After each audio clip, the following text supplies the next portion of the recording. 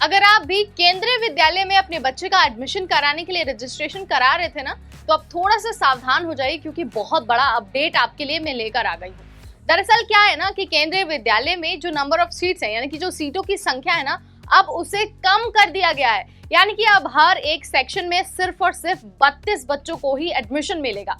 अब आप कहेंगे इसमें कौन सी नई बात है? नई बात यह है कि पहले 40 सीटों पर एडमिशन होता था, लेकिन अब 8 सीटों को हर सेक्शन के लिए कम कर दिया गया है। केंद्रीय विद्यालय संगठन के इस डिसीजन के बाद जितने भी पेरेंट्स हैं ना, उनके मन में टेंशन आ गई है। वो तरह तरह के सवाल पूछने लगे हैं और साथ ही वो इस बात का कारण जानना चाहते हैं कि आखिर ये फैसला लिया क्यों गया। लेकिन गौर करने वाली बात यह है कि सिर्फ एक ही बदलाव नहीं हुआ है, बल्कि इस बार एकेडमिक सेशन में इसके अलावा भी एक बहुत बड़ा बदलाव हुआ है। तो क्या बदलाव हुआ है दूसरा केंद्रीय विद्यालय एडमिशन में, और साथ ही इसके पीछे का कारण क्या है, अगर आपको जानना है, अगर आप अपने बच्चे का केंद्रीय विद्यालय में एडमिशन कराना चाहते हैं, तो आपको इस वीडियो के साथ एंड तक बने रहना होगा। बीच में बिल्कुल भी स्किप नहीं करना होगा।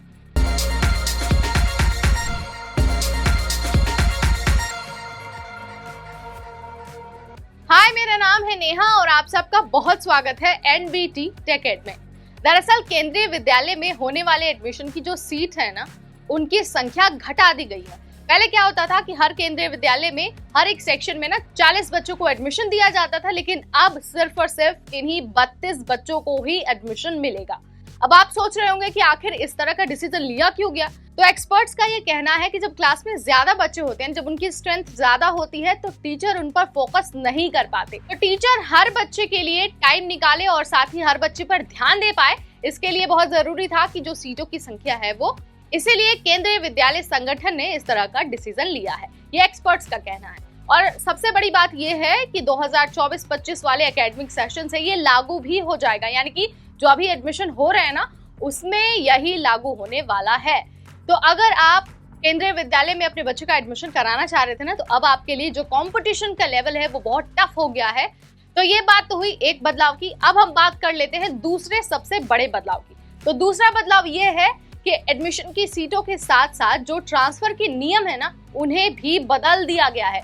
यानी कि अब क्या होगा कि सिर्फ सेंट्रल गवर्नमेंट के जो एम्प्लॉयज है ना, उन्हीं के बच्चे ट्रांसफर ले पाएंगे, यानी कि सेम क्लास में दूसरे जगह के स्कूल में, यानी कि दूसरे जगह के जो केंद्रीय विद्यालय है उसमें एडमिशन ले पाएंगे।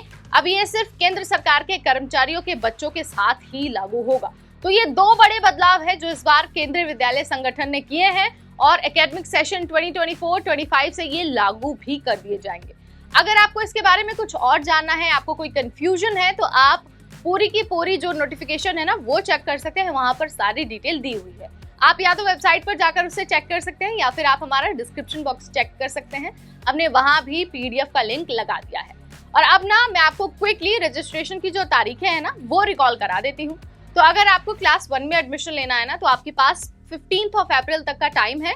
वेबसाइट पर जाकर आप ऑनलाइन रजिस्ट्रेशन कर सकते हैं क्लास 1 के एडमिशन के लिए। लेकिन क्लास 2 से क्लास 10 तक के जो बच्चे हैं ना, उनके एडमिशन के लिए जो रजिस्ट्रेशन होगा ना, वो ऑफलाइन मोड में होगा। यानी कि आपको जिस स्कूल में एडमिशन लेना है वहां जाना होगा, वहां से फॉर्म लेना होगा और फिल करके उसे सबमिट करना होगा। इसके लिए आपके पास सिर्फ और सिर्फ 10 अप्रैल तक का टाइम है, यानी कि अब आपके पास टाइम लगभग खत्म ही हो गया है। तो इस वीडियो में इतना ही। जैसे ही केवी से रिलेटेड और दूसरे अपडेट्स आते हैं, हम आप तक पहुंचाते रहेंगे। बस आपको बने रहना हमारे चैनल पर। मिलते हैं आपसे नेक्स्ट वीडियो में। Till then, this is me Neha Upadhyay, signing of.